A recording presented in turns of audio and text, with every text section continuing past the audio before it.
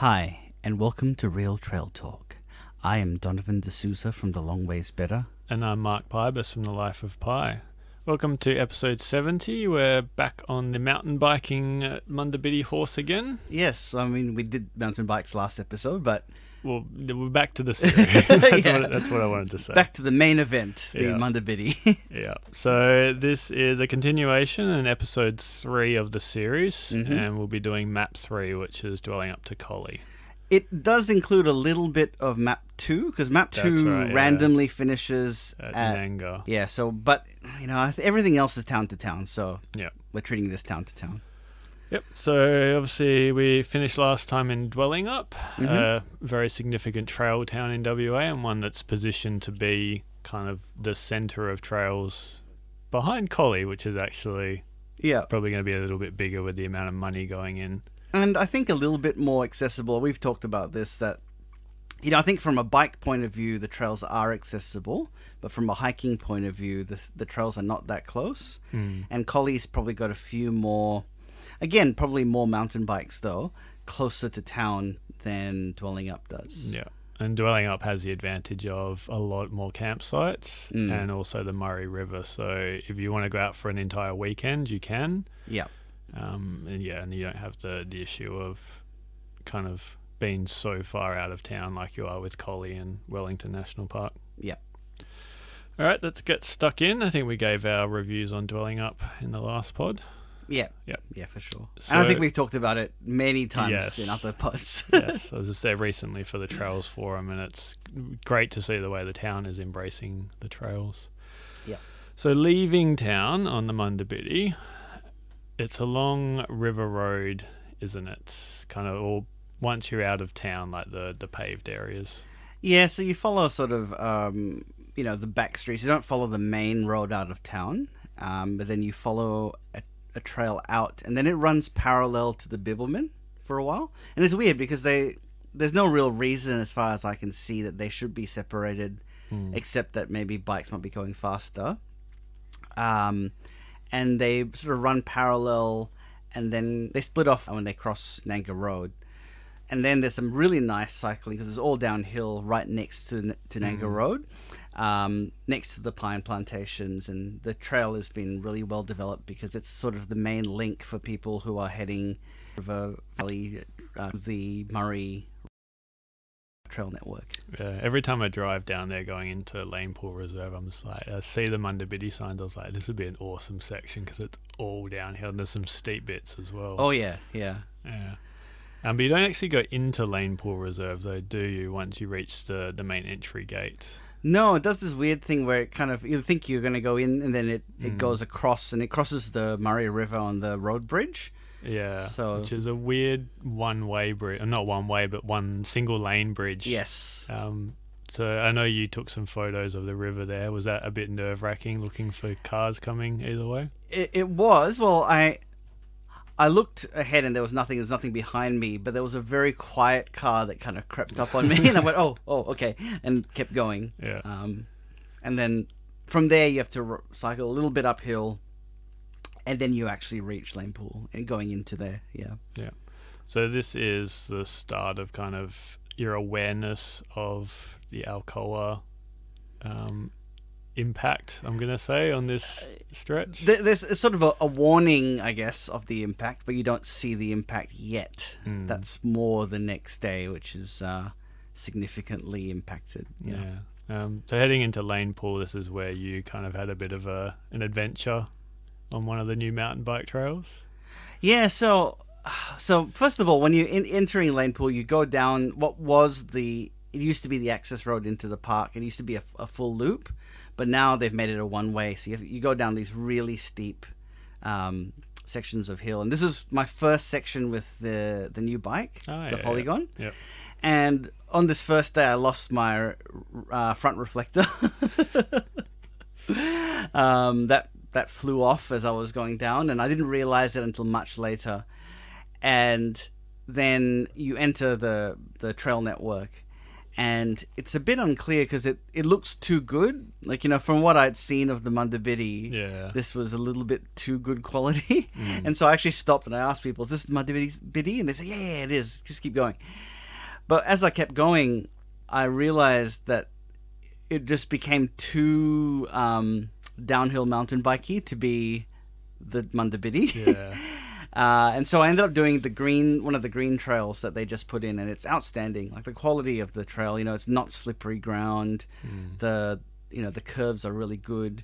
It was a lot of fun. So while I did go the wrong way, it was a good experience, and I enjoyed it.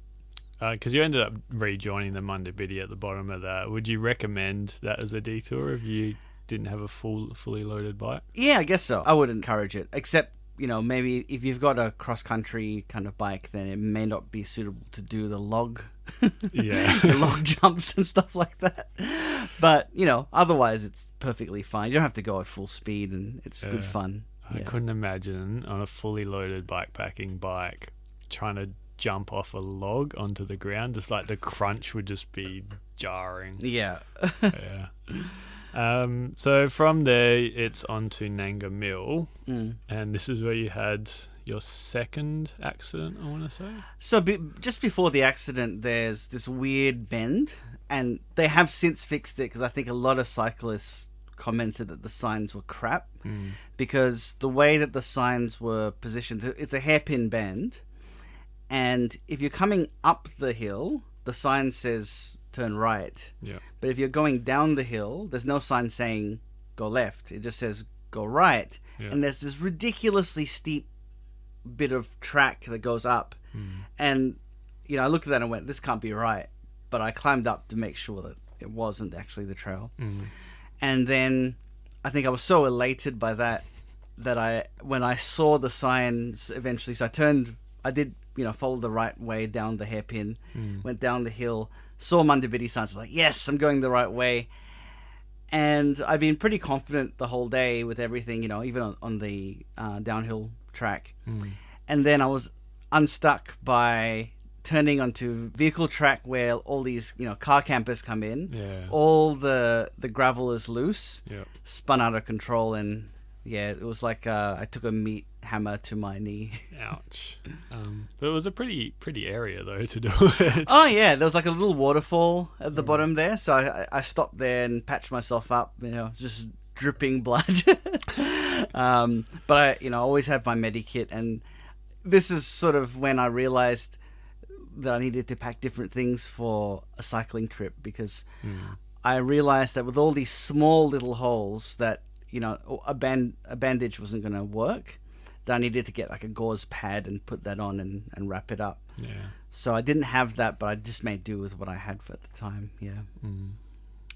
And then Nanga Mill, does the track actually run like right into the campsite, or does it just scoot the outside? Just around the outside. It goes past, like, from when you do the King Jarrah track. Yeah. You come back in and you go through, like, there's a section of pines. Yeah. It goes past that section of pines. That's the main sort of, yeah. That open camping area. But it doesn't turn into that area. And then going on to the King Jarrah track, I imagine this is infinitely more enjoyable on a bike than walking. Oh yeah, it's so nice on a bike. And it's weird because when I did it, I think the trailhead, to me, it feels like the encouraging way to do it is to go straight up, do the King Jarrah, and then you have this boring return bit. Yeah. And that seems to be the canonical way of doing the trail. But I saw a lot of people doing this section first and walking down that way, which I guess you get the boring bit out of the way. Yeah. But yeah, I was really enjoying this, going through here. And towards the end, it's a bit burnt, but the start of it is just really good quality, nice scenery. Yeah. And, easy cycling. Very easy. Yeah. So I walked this one again in July, I want to say. And the section closer to Nanga Mill, I just remember just being just amazing in terms of quality. And then, as you get further towards where the King Jarrah turns off, it's still horribly, horribly burnt. Yeah. But section would be mostly downhill on the mountain bike. That's wouldn't right, it is. It was mostly downhill, so, like fast. I was really ahead of schedule at this point, I reckon, because it was, pretty easy going. And now that they've fixed up the Captain Fawcett track, four-wheel drives aren't an issue on this anymore, whereas kind of 5-6 years ago you'd have four-wheel drives to compete with them ripping up the trail, whereas now it seems quite suitable for a mountain bike. That's right. And that being said though, there were a lot of four-wheel drives crossing where the car park is for the King Jarrah, just before the bridge, where when you get onto the rail form. Yep. There were a lot coming through there, because this was the weekend just before the intra-state borders opened. Yeah. But camping was allowed again. So it was that little bit of time where you couldn't go very far, and Dwellingup was pretty much the main place you could go. Yeah. But you couldn't travel to, Collie and beyond. So very, very busy. Very busy. But yeah, as you said, pretty area. Did you stop by the river, those couple of access points along there? Not really. I've seen it before. Yeah, it was stuff that I'd seen. Wasn't super excited to do it. We crossed the river earlier. Because it's kind of like another missed opportunity, same as the Billman, is you don't get a lot of interaction with the Murray River. Yeah, I agree. I think it makes sense that they've used this form because it's flat and it was an all-rail form, so it makes sense to use it. But yeah, the lack of interaction with the river is not ideal. Although there is one bit where you get to see it gets quite close and you get to see the river, so that was nice. Fleeting views. Yeah. But speaking of the King Jarrah track, this is one thing that you made a point of, is visiting the Four Kings along the Munda Biddi. Yeah, so something that I feel is a big plus of the Munda Biddi is to treat it like a tour. So rather than just going point to point, campsite to campsite, it's really great to get you to see other things along the way. And along the way, you pass 2 King Jarrah, 2 King Carry, and then I realized also a King Tingle. King or Queen Tingle? I always King. thought I always There thought is the Tingles king. would be queens. There is the Queen, I think, but there is the King as well. So there's actually 5 kings, because I didn't realize this until later. I was like, oh, this is actually something that you could do and collect them all along the way. So having done the King Jarrah as a hike, I didn't do the side trip. Yeah. But I think if you've not seen it, why not? Park up your bike, tie it up on the sign that's there, go up, have a look at it, come back down. It's steep up, but it's not long. And it's a pretty section as well, because you cross one of the brooks there with a bridge, and it's all lush through that area. So yeah, worth exactly. the side trip. Definitely worth. And it's only a short distance to the hut. Like it's not a big deal. So speaking of the Bidjar Newland campsite, this is one that you thought was probably really good, maybe 2014, but since the fires, it's lost its spark. I've seen some photos of it, and it used to look outstanding. Like it was all this tall, sort of thick Jarrah, quite mature. The kind of stuff that you see in Dwellingup, where yes, they logged it, but it was a long time ago, and they've let it regrow. And unfortunately, now it's just terrible. It's been all burnt. It survived the fire because they are, mostly metal, but it used to have like nice views of a waterfall that you could walk down to and have a look at. And it was okay. It was nothing spectacular. So I think this is the northern border of the Waruna fires, because the Murray Hut is on the other side of the river from here, but if you go up the hill from there, that didn't get burnt. Yeah. And the same on the King Jarrah track. If you go a little bit north from here, there's like big sections of unburnt Jarrah. Yeah. So this is probably down in the valley. It copped it the worst, and it's a shame, because like really, really good quality Jarrah is rare. Yeah. Yeah.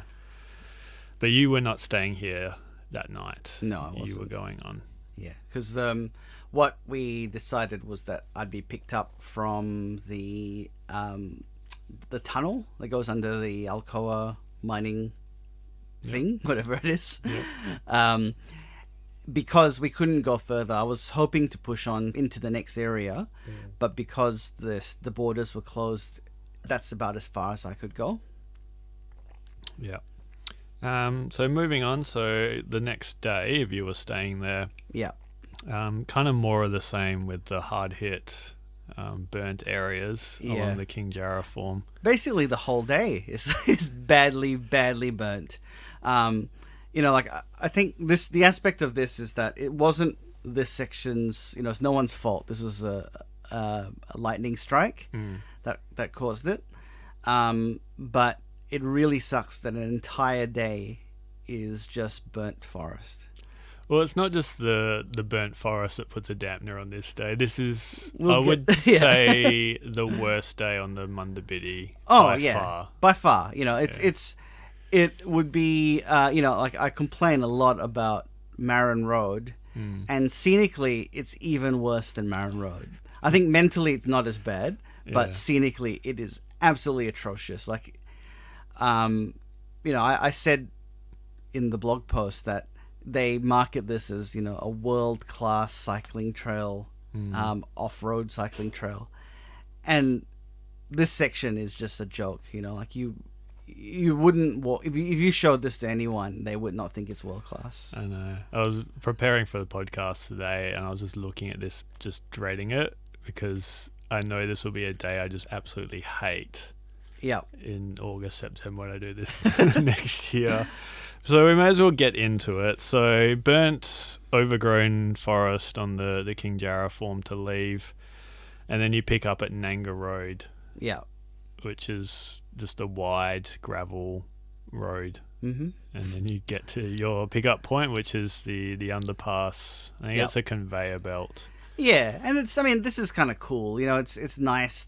I like that there's actually a cycling lane. That's kind of a nice thought that they've put that in there.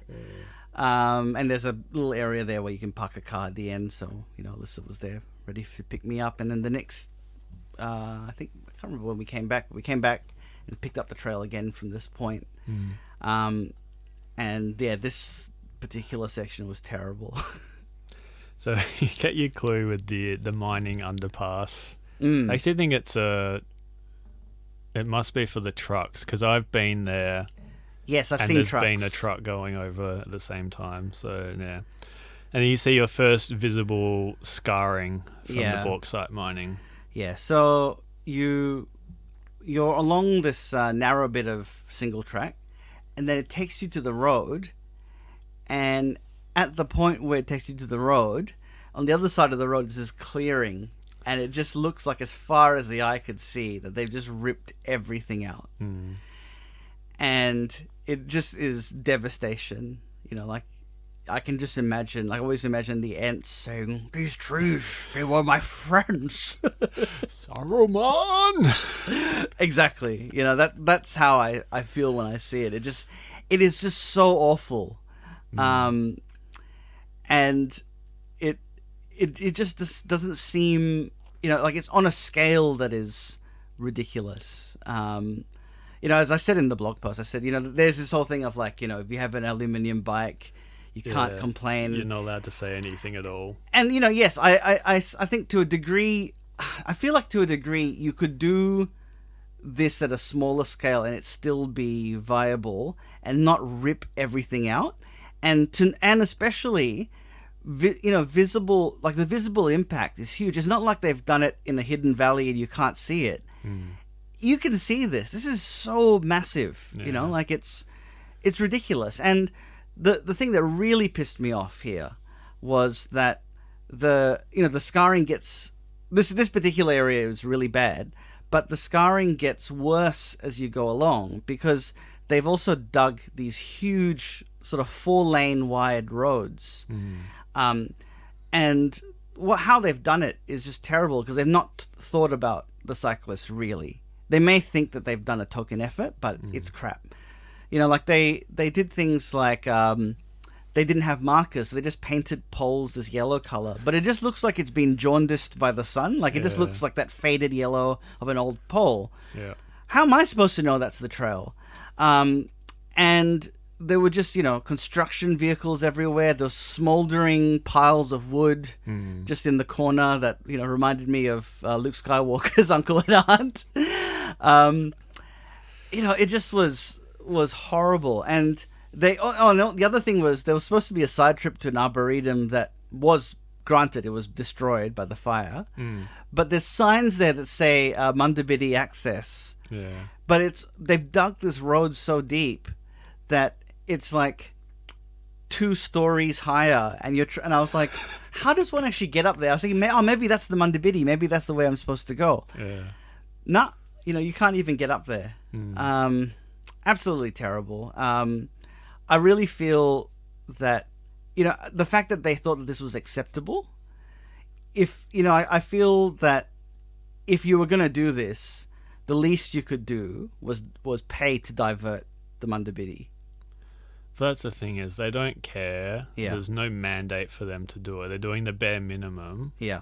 And after you did it, I actually heard, there's lots of cyclists on the Facebook group saying that they were physically escorted around certain areas by Alcoa. Really? Yeah.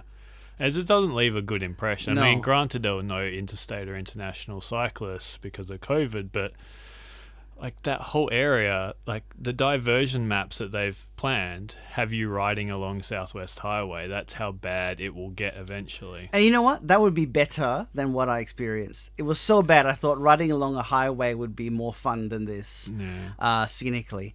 And, one of the things that that just really added insult to injury was all the signs said, proudly sponsored by Alcoa. Yeah. And look, I know that the position is that they were given these mining leases in the 70s. They really have, they have carte blanche to do whatever they want. Yeah. But you'd think that a conscience would say, we know that we're supporting this trail that goes through our area. Let's divert it around the worst of the impacts. Because the thing is, from their point of view, people are seeing it and are probably getting more up in arms than if they didn't know it was happening. Yeah. And this is the biggest bauxite mine in the world. Surely, the scale of it, it's still viable at a smaller scale than the huge expansion that's going on. Yeah. See, that's what gets me when people are or do you use things that are made of things? And it's yes, I do, but this mine is not to service WA or even Australia. It's to service the world. And quite frankly, it's not needed that we dig up the entire Darling Range because an American company wants to make more money. And that's all it is. And the thing that really annoys me is they rip it up and they just burn everything.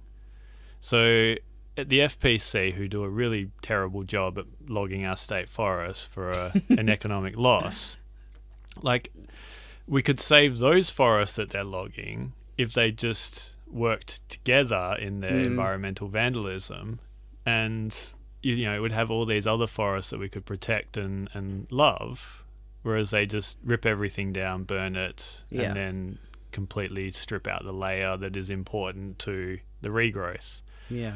Despite their world's best practiced rehabilitation. Yeah, and they always like to make it look like, it's exactly the same. It doesn't grow back exactly the same, And there's a reason why we're not allowed into those areas as trail users that they've rehabilitated, because they're just not stable and they don't know what the impacts are of them. And look, I mean, I think in what I wrote, I was fairly pragmatic, and I said, look, if they are going to do this, and I understand, look, you sign a lease in the 70s. This is before people thought about these sort of considerations. It's a bit hard to rip it up when it's already in place, but surely there are ways that you could. I just feel like there's a certain lack of. There's a real I don't care attitude to thinking about how can we limit the impacts, and I think that they think that they're limiting the impacts, and they're giving themselves a big tick because they invited Dave from Walk GPS to go talk to them, but it's not enough. It's not good enough that a trail should look this shit. And there are groups fighting this actively. So there's Save Our Jarrah, which is a Dwellingup and Jarrahdale Alliance, I think. There's the WA Forest Alliance. I know Hike West will be getting behind all of those. Outdoors WA as well. Because their expansion that they legally have the right to, but morally is a bit suspect, Yep. will take them way, way out into the Perth Hills and beyond. Yeah. You know, like some of my favourite sections of the Munda Biddi near Jarrah would be gone in this. Long sections of the Billman gone. So yeah, it's something that we need to fight for, and whether it's legally right or not, I think as a WA resident and someone who really cares about the environment, it should be fought very hard for them not just to rip up what's left of the Jarrah forest in that area. Yeah. Do you want to talk any more about this, or should we just say horrible visible scars from mining?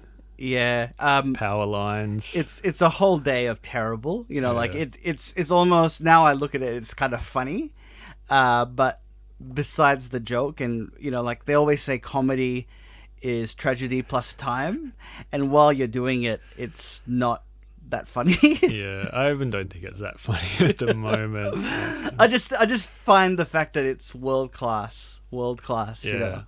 Well, it is. It's world class rehabilitation in 10 to 20 years when they're done ripping everything up. Yeah, I mean, if this is world class, then world class is a long way to go. Yeah, you know? I think it doesn't say much if world class mining rehabilitation is comparing yourself to like a South America or an Indonesia where it just doesn't happen at all. Yeah, I mean, like, to give them a little bit of credit, they do try, which is something more than what other places do, but it's not the same. You know, to say that it's the same, and especially the impact of the fact that they've logged this area before, and that we have such a small amount of nice-looking Jarrah. Like, I hate so much of the Jarrah forest because of how hideous it looks. Yeah. Because it's regrowth. We basically will be stuck with that for maybe 3 or 4 generations at the rate that we're going. And you kind of wonder, because like Lane Pool Reserve, which you go through on the previous day, Lane Pool fought tooth and nail to protect the forests in that area. You wonder if he hadn't have done that, whether all of the Murray River Valley would just be mining and logging still. Yep, so like probably. we can see what proper Jarrah looks like if it's given 100 years because of Lane Pool. Yeah. So it's sad that it's on the doorstep of the area that they named after him as a conservation area. But the end of the day... Actually, no, sorry, I want to make a point, because you said that the end of the day wasn't too bad because you were looking forward to a granite section. Yeah, so there's some nice bits where as you get to the end of this horrendous forest that's all burnt, you come to the edge of a private property and there's a nice granite slab, and you cycle across the granite, and it's really nice. I didn't ride across any moss, don't worry. That's all right, I gather that it's probably destroyed by now anyway. And it was just really nice. It was raining, so there was like the valleys were all misty and really beautiful. A lot of granite sort of domes alongside the trail, and you're going along a private property's boundary, but it was nice. And I think because it was near a private property, the forest was saved from being burnt. Yeah. So that was nice. It was nice to leave the charred remains of the forest. And you also saw a dumped car, which is something that's not unique to this area, but is a common theme. Yeah, it was an epic dumped car. There's some fairly vulgar language on there. You can read it on the blog post. Very. I think if the dumped car is the artistic medium of the Bogan, then this was a masterpiece. This would be one of the most amazing I've ever seen. Bravo. It does look spectacular. I could just imagine the person who did it just stepping back and being like, "Oh yeah, mate, good." Yeah. Exactly. The destructiveness of it. Yeah. You just see, toxic masculinity on display. And then into Lake Brockman, you've got a little bit of a climb and then a descent. Yeah. Lake Brockman, what's that like? 'Cause that's a public campground. Yeah, I mean it's nice. It's sort of on the other side of the lake, and it's not near the main dam wall. But there's like a dam wall next to it. And I thought this is much less spectacular than I thought it was going to be. It's nice, very noisy. A lot of families. Again, this was early on when the borders just opened, so maybe people go further afield. Yeah. But I think its close proximity to Dwellingup and Collie means that there's a lot of people.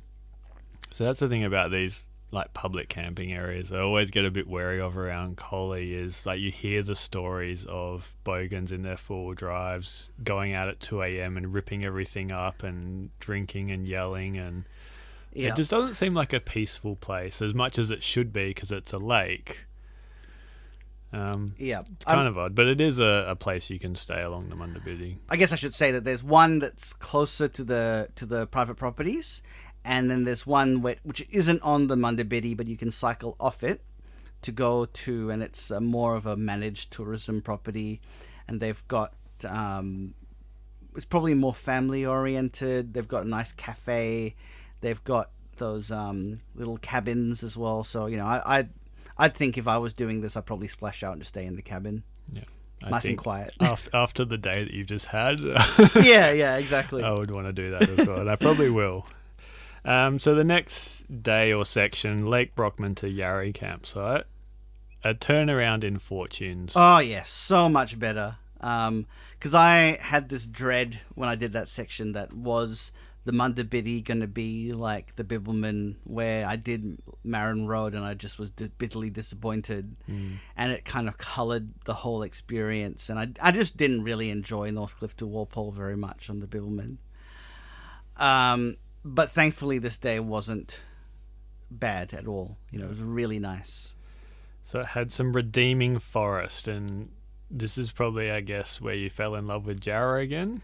Yeah, so the Jarrah here was much more mature, wasn't burnt. It was nice.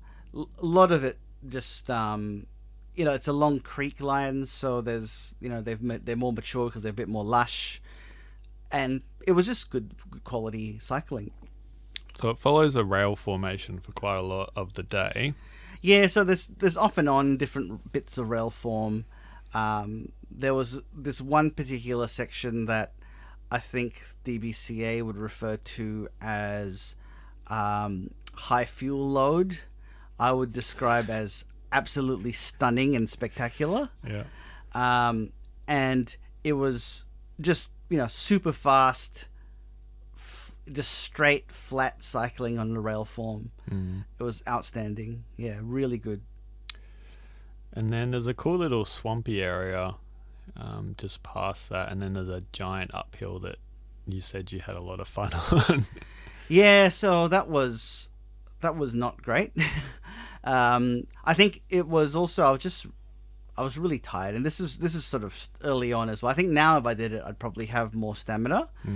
But I just was wrecked, and it was the thing that really pissed me off was there's just all these branches that were fallen, and you're trying to go uphill and there's a branch, so you stop and you have to build momentum again. Yeah. It's just your wheels are spinning because there's just no traction. But yeah, it was a little bit frustrating doing that climb up there. Yeah. And a bit before the swampy area, I forgot to mention the king ears that just dominate this area. Yeah, that was a real surprise because it's probably the most impressively tall king ears I've seen. It's like there's that painting of Albany that's a famous one that's sort of like looking across the harbour, and they've got these king ears in there that look like palm trees. You'd say that, but I was pre-selecting photos to edit today for Mount Martin. Yeah. And lo and behold, there is a very tropical looking section there, Yeah. overlooking Albany. I thought this is very like palm tree-esque, so Yeah. maybe it's from that position. So I would say that the king ears here look like that. They look like that, like the way whoever did that painting saw these trees as being like, oh, they're like the palm trees of the area. And they really are like that in this area, massively tall. Like there's a photo of one, like my bike's underneath it, and how tall they are. Yeah. And the fact that it's just this whole area where you can see them for ages, is awesome. I always think it's more impressive if you actually know about king ears. The fact that they grow 1 to 1.5 centimeters a year, and you look at them, you're like, well, that's 500 years old because it's 5 meters high. It's just like, it boggles the mind to see those in the wild. Yeah. And to see so many of them as well is just fantastic. So then moving forward, there is the Talanara blue gum plantation, which is, it throws you off a bit because it looks very weird in the photos. Yeah, I mean, it's weird because they look like they could be karri. You know, like there's just this constant thing along these sections where the old town sites have been replaced with trees, and they've done these sort of experimental plantings, and you're never quite sure what the trees are. Some of them they have plaques, but not all of them. But that was good because it gave me an opportunity to know where I was because there's a lot of, you know, just rail form which goes on for ages, and you just have no idea where you are. And I was like, oh, okay, I know where I am. You look at the map, and so that was cool. And then after that, there was like a nice bit where there was a creek bed next to the trail, which I think in the wetter time, this was early winter, so it was not quite as amazing as it would be later in the year, but still nice. Yeah, because we had a really dry start to autumn, late autumn, early winter. That's right, yeah. And then you hit a bit of a snag with a redirection or a diversion. Yeah, so there was a section here where they're doing some timber harvesting, and the track has sort of gone to the right where it used to go uphill. And when I started doing this section, because it's on a rail form, I was like, this is so nice. Why didn't they go this way normally? And then I realized, oh, I see. It goes through a pine plantation. Yeah. But I actually really like the pine plantation. I think that if they kept it like the unfortunate thing is it won't stay the same because they're going to clear that eventually. Will they though? Because there's the one that we did a bit further on between Donnybrook and Nalamia. Yeah. That they were clearing it at the time, but then you ride further and there was those really, really old pines. Yeah. Like, well, they should have cleared those by now. Yeah. So they might have just forgotten about it. So, I mean, hopefully, because it's really nice. You know, like it's a really cool sort of spooky feeling. They've got these dense, dense pines with the undergrowth is really thick as well. So I wouldn't mind if that was the actual trail because the scenery is nice and the riding was enjoyable, and it was a change of pace. You know, like otherwise you just see basically the same forest from start to finish, and I don't mind these transitions to pine plantations as long as they're not tiny sticks. Yeah, and I suppose the pine plantations like the she oaks, you're going to get the softer riding conditions as well. Exactly. So that's nice as well. Yeah. Because that area where they're doing the timber harvesting or have done it, I drive through there to get to my other maintenance section, and I passed and I was like, oh damn, they've logged this area. It looks terrible, so it's probably good that you don't have to ride, or you didn't have to ride through that. And I hope that they don't go, oh, we can just put it back onto the old way now that the logging's done, because that's just not good. You know, like you got to think about the rider experience, and I think sometimes they think of expediency rather than experience. But it's odd that the diversion was on the rail trail. You think they would have just continued along there?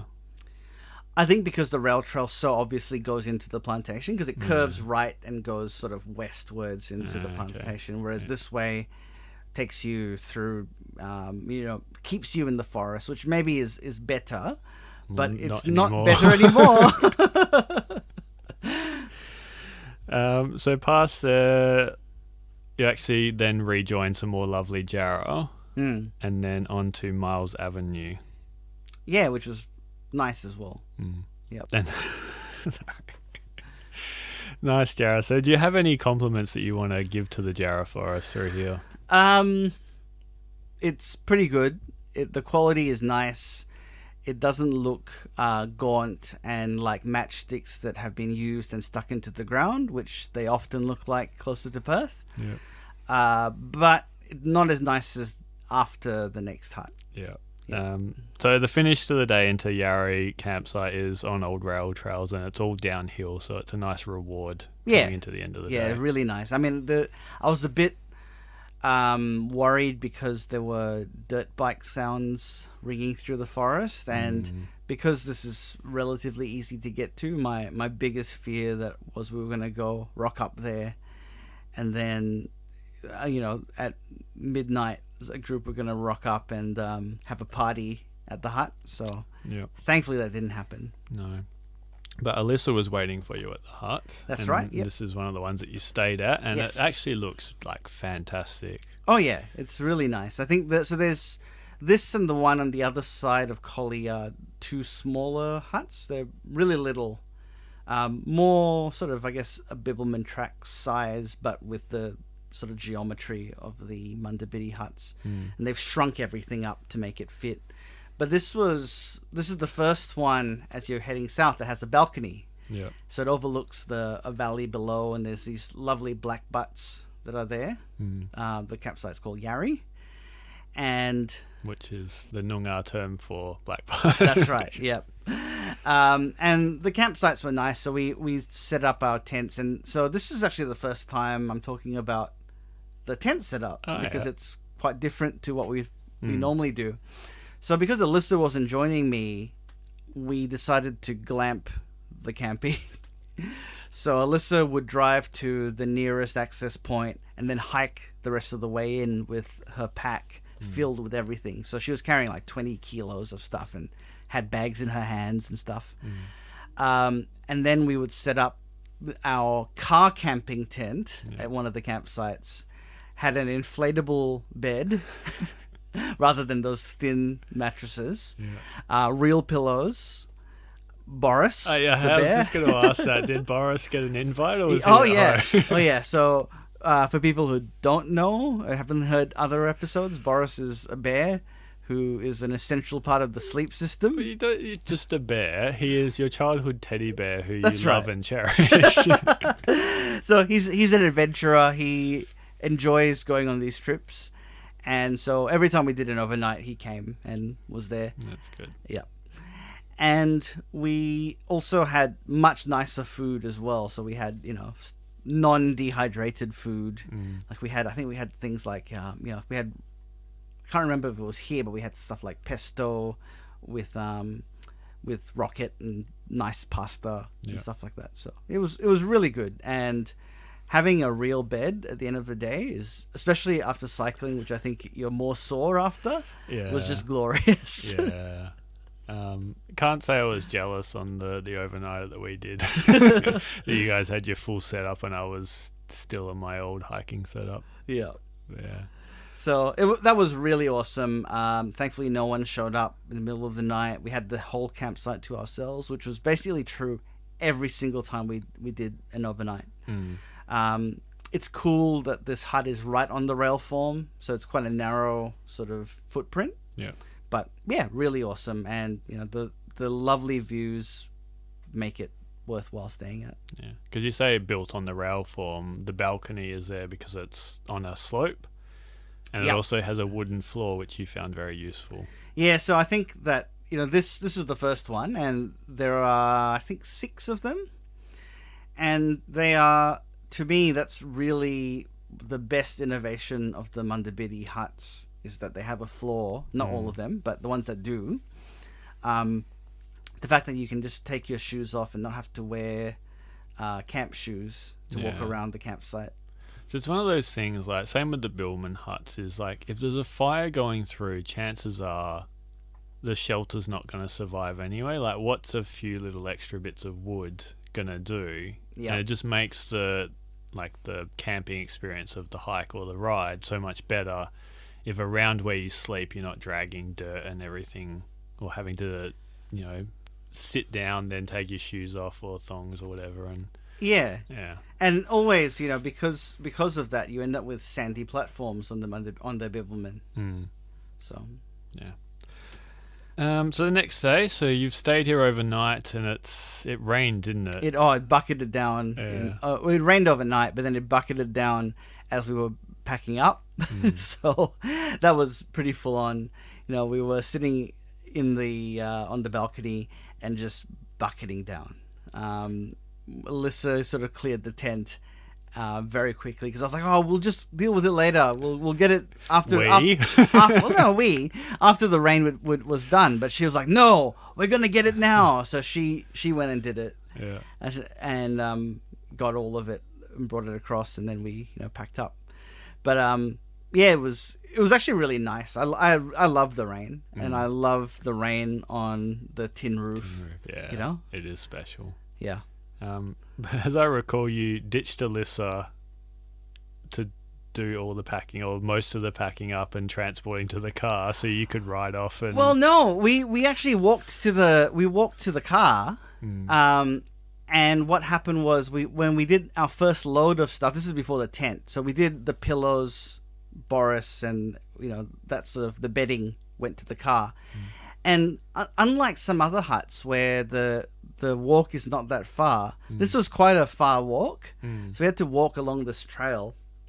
It's probably about 20 minutes, I'd say, to get there. So we got there, loaded the car, and as we were walking back, about 10 minutes in, it just started bucketing down. So and I had a down jacket on, so I was running because I didn't want to get that wet.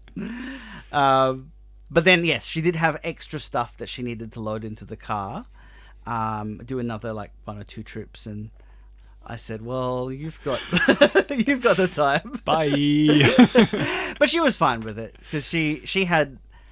All she had to do really was go to Collie and have a look at the shops, whereas I had to cycle into Collie. So, yeah. I'm actually thinking we should get Alyssa on the final podcast as like an additional, what was it like being the support crew to Donovan? Yeah, I think that would be great. Yeah. So the start of the day, it looked really, really good because you continue along that rail form through what looked like very, very lush forest. Oh, yeah. And the fact that, it rained as well added to the lushness for sure. It starts going downhill and then it just goes up for ages. And I think I started to get better around here. This is when I feel like I found some of my cycling legs. Yep. It still was hard, and I got to a point where I just couldn't keep going. But yeah, it was good. I think the last 2 days, this and the previous day, were me really coming into my own doing these uphills and not feeling that I couldn't do it. Like that feeling of desperation when you're stuck in a situation and you can't achieve was starting to fade, which is good. And there's just epic like moments where there was this power line, and power lines are not synonymous with beautiful. No. But it's this valley and there was rain everywhere and it just looked awesome. Like it actually looked really cool. I don't know. I was looking at that photo again today. I was just like, it's probably the best photo I've seen of a power line. Because you got the mist of the forest and it kind of like, because you said in the post like it's cut low.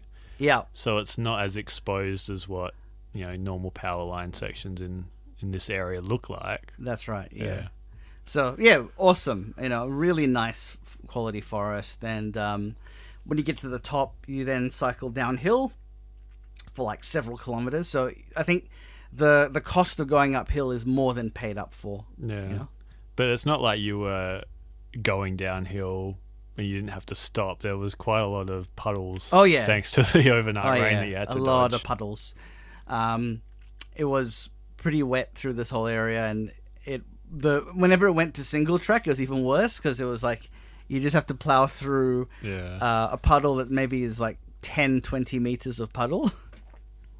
Which is fun if you're like, as a kid in the suburbs, I'm gonna go through this puddle, but when it's a day of puddles, you just want to avoid them sometimes. Yeah. Most of them thankfully were not deep. They were fairly shallow, so you could kind of like just glide through. But some of the later ones were like, as I got to the edge of this private property, I came to this one, and then in the middle my bike just stopped, and then I went whoa. So I quickly sort of leaned the bike to fall to one side so that my foot could touch dry. Yeah. Well, it still got wet, but not as wet as it could have been. I would have found that hilarious if you had have like reenacted an Alyssa in some of the puddles. Oh yeah, the around Dwellingup Duke and one. Ellie. Yeah, the ridiculous puddle. Yeah. But the farmland, that actually looked quite nice. There's an old like chimney stack building there. Yeah, nice. Nice scenery. I like the farmland scenery, and I think it's a good feature of the Munda Biddi is that they embrace a lot of the farmland scenery. But then you enter some burnt forest, which you recently burnt forest that you weren't too happy with. Oh god, this is not good. But it didn't last. It didn't last. So this section is where Donovan decided that Jarrah is the best forest ever. Like, you sent photos and videos to us just being like, look at this stuff, like it's amazing. Yeah, look, I wouldn't say it's the best forest ever, but it is what it can be.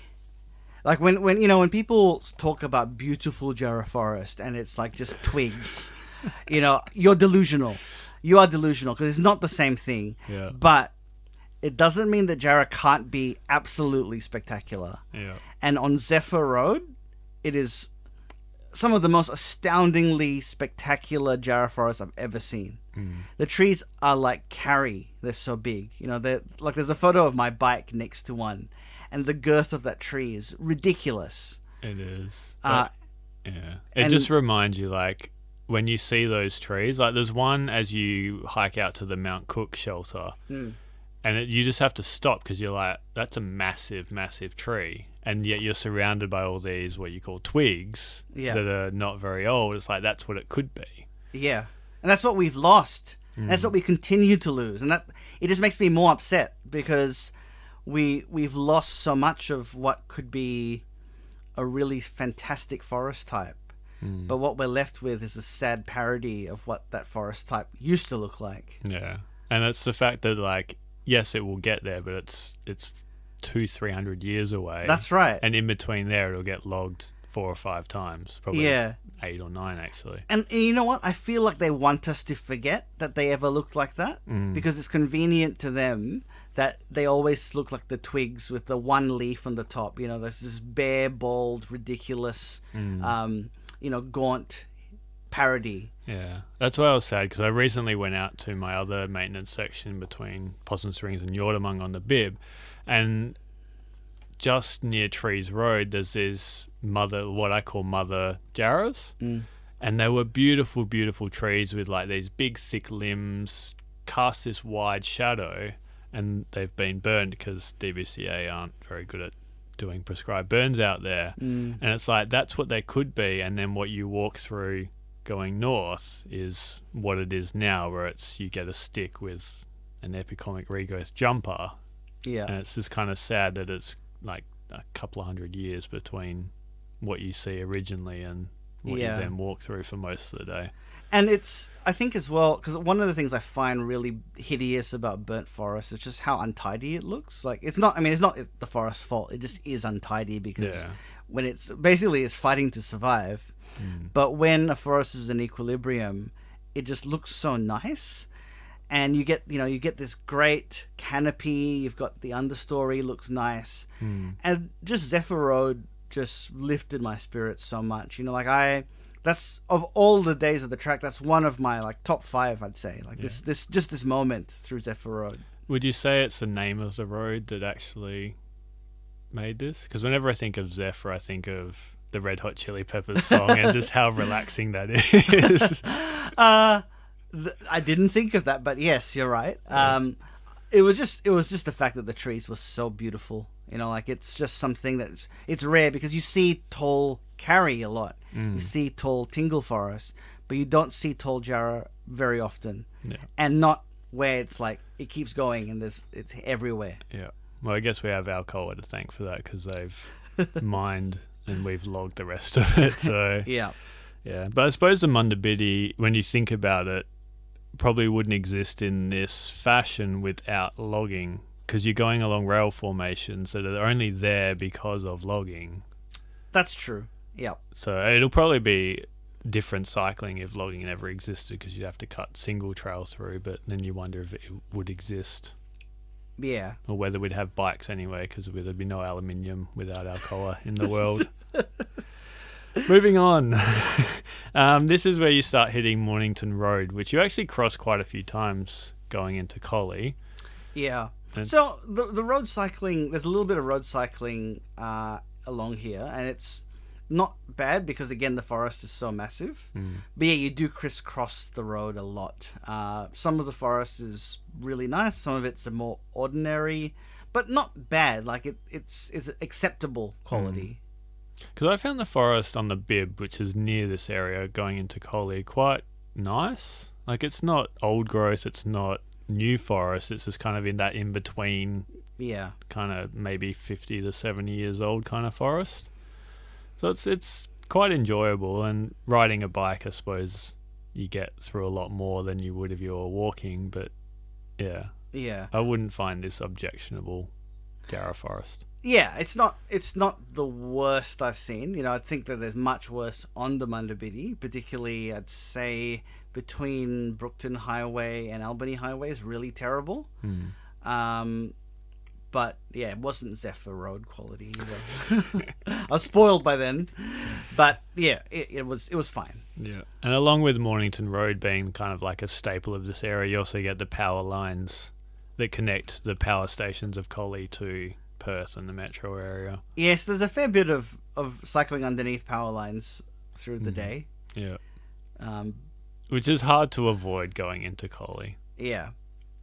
I think it would probably cost them a lot to... If they wanted to give you the impression that you never saw it and they weren't there, it would be quite difficult. But to be honest, like if you've done a couple of days previous where you had all that Alcoa stuff, like, does it really matter that you're going under power lines? Nah. Yeah. No. And then you kind of hit the railway for a little bit, and then it's where the Munda Biddi spurs off into Collie. Yeah. So I really love the riding up until that point because you're on the rail form, and then if you turn left onto another rail form into Collie, and that junction is really nice again because there's just all these tall Jarrah. It's like they left maybe the trees there so that it was a marker point that you knew that you were coming to that junction. So I really love that junction. It's nice that I got to do it twice as well because I did it both ways in and out. Yeah. And the ride in, like I didn't really love the walk into Collie, but I really liked the cycle on the Bibbleman. But I really liked the cycle into Collie because I think it was really nice because it follows a creek line where this rail form runs alongside, and then you join onto the mountain bike trail network, and it looks like you should go onto the trail network, but there's a sign saying don't go that way. Yeah. And at that time, because they just opened it, they didn't put proper signage up, and I didn't know whether this was a new way into town, so I spent ages trying to get reception on my phone to figure out if this was the junction, but it wasn't. So I followed the markers into town along old vehicle tracks, and then you get to the main part of the park where the trailhead is. Yeah, I'm assuming it's better sign now because they've officially opened it. It's Alcoa mountain bike network. Yeah. So I think this is probably the uglier of the mountain bike parks. Yeah. Because it's right under the power lines. So unless you're a fan of the castle, I don't know. The promo shots that they had of the guy doing the jump, and then you had the power lines at sunset. It didn't look too bad, but I think this is positioned as a local mountain bike network trail rather than the one they want to bring in domestic and international tourists at Wellington. Because I think that Wellington, the quality of the scenery is much, much better. There's a lot of really nice granite through there. This is sort of more your everyday trail because it's really close to town. Like you could be, if you were a kid growing up in Collie, this is probably a good place to hang out. Yeah. Rather than throwing glass bottles or burning car bodies. Yeah.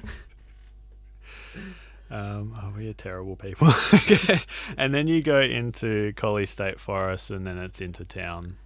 So you cycle, and it sort of crisscrosses the Bibbleman. Like Bibbleman goes through Westralia, and it kind of has a bit of that Westralia feel to it. I hate Westralia Conservation Park or whatever it is. Like it's just ugly, and thankfully on a bike you don't have to experience it for very long. I feel like there's this hatred that you have because you visited it once and... You know what it is that when I was a kid, my family lived briefly in South Lake, and it just has that white sand look about it that makes me think of the lakes. I know what you mean, yeah. You know, so it just reminds me of that, and I just don't like that look at all. Yeah. Because all your backyard was that sand. Yeah, fair enough. Yeah, I understand that. But the railway crossing on the Munda Biddi is not as pretty as the Billman one. No, it's hideous. Like like they've just bulldozed the area, and like the gutters just got garbage and just the signs that like the poles are just like fallen over, and then you go across and you cross the road to the cemetery. The dead center of town, some may say. And then you follow the pavement into town to the visitor center. And this is a new way into town. The old way would take you to this park that was like a memorial park for soldiers. Okay. But it was like nowhere near the visitor center. So they've rejigged it so that it makes more sense. Yeah. Do you have any different thoughts on Collie than what we've discussed in Billman Pods and other episodes? I didn't really stay around very long. Apparently the bike shop is really, really good. I've heard that. Everyone as well, says that. It has a toy shop connected to it. I'm surprised you didn't visit to pick up some Lego. Alyssa went in and they had some stuff, but I don't have the space for an amusement park. They had like a lot of the amusement park sets. Yeah. I don't have space for that. You could make space. So yeah, we've talked about Collie before on the Billman podcast. Like it's primed to be a track town, but I think it's kind of been forced upon them rather than them embracing it. Yeah. I think it still has a long way to go to actually feel like a welcoming town. I don't know. Every time I visit, it just seems a bit grey and glum. Yeah, I think the problem for them is that they've probably not seen the fruits of it yet. Not in the way that Dwellingup does, where you look at town and there's so many people there. And I feel like Collie still, they're probably thinking, well, I'm making all this money from coal. But I'm glad that whoever it is who keeps pushing Collie, as much as it is a bit annoying that they push Collie the way they do, at least they're thinking this is a town that will die when coal stops. Yeah. And that they're trying to get them prepared for that next stage, which is tourism. I think the main issue that Collie has, apart from the coal, is that all the really nice spots that you want to visit along Coalfields Highway are before Collie. So the issue they're going to have is people who visit Wellington National Park and stay there and do all the trails. Do they want to drive the extra 10 or 15 or 20 kilometers, whatever it is, into Collie to eat or stay or whatever? Yep. I think they maybe need to look a bit closer to Collie to try and draw people in with trails. Yeah, so I think that's where things like Alcoa, and they're gonna make more trails. They're gonna divert the Munda Biddi at some spots to make it a bit more inviting. I think they're gonna do a few other trails as well. So I think all those things will help. But at the moment, it just doesn't have the inviting feeling of a country town. It just feels like the main service area, like it's the service center for the area. Yeah, I think some more greenery around town wouldn't go astray, especially along the highway. But that's one point I really wanted to ask you about is the spur trail into Collie, because it's not a short spur trail. No, it's quite long. Yeah. What are your thoughts on Collie being, like, for the Billman and the Munda Biddi, being a diversion rather than coming through the centre? So I think they're gonna change that with the Munda Biddi for sure. That's gonna change that, where you won't travel the same way in and out. But I think for the Bibbleman, I don't know how you do that. I don't know what they're gonna do with that. I had ideas that would go directly into Collie through fairly, well, I'm guessing is fairly alright forest. Okay. But yeah. So I mean, if you can do it, I think that would be better, because I feel like the fact that it's a spur feels a little ugly. Well, it's kind of like it's such a long spur that you'd get to that point, especially if you're planning as well. I was looking at it, and I don't think I originally got myself staying in Collie.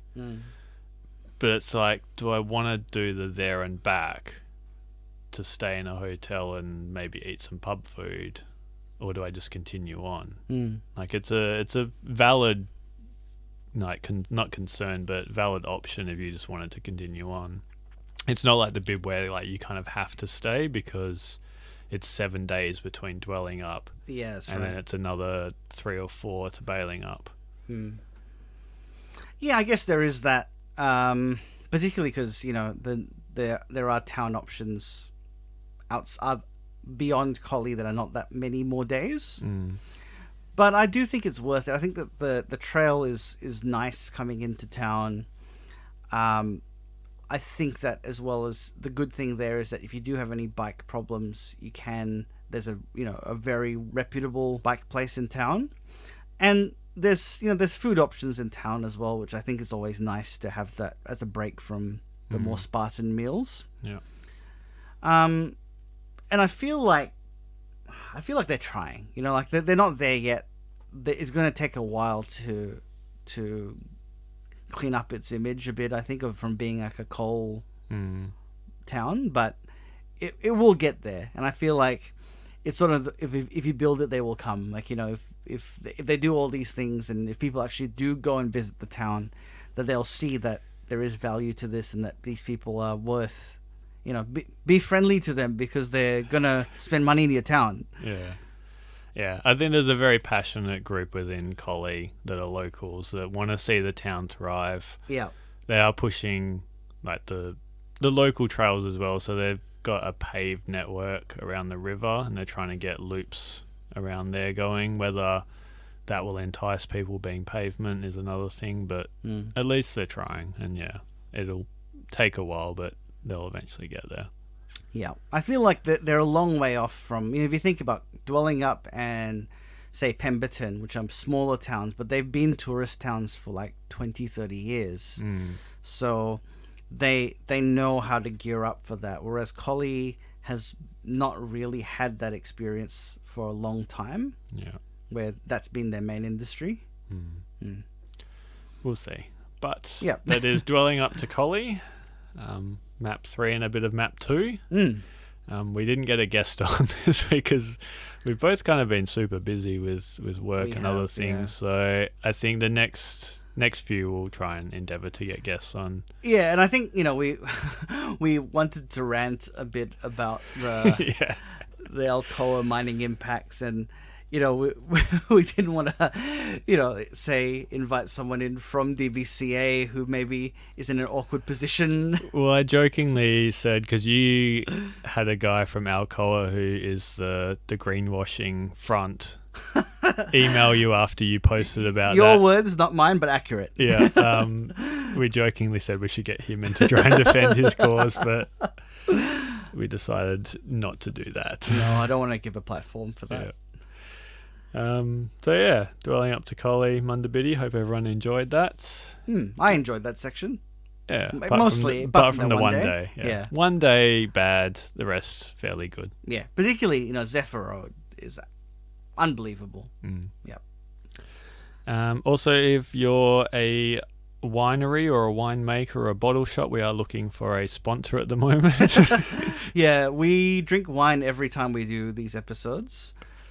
So if you would like your wine to be a sponsor and for us to give some tasting notes, give us a bell on our social media or realtrailtalk@gmail.com. We'll be more than happy to sample your vino.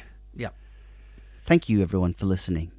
If you've enjoyed this episode or any other episode of Real Trail Talk, then please rate us on whatever platform you're currently listening to us on. Ratings really help us to reach an audience, especially those who are looking to learn about the outdoors in Western Australia and Australia in general. If you had any questions or suggestions for future episodes, you can email us at realtrailtalk@gmail.com or contact us through our social media channels. Thanks again, and stay tuned for our next episode.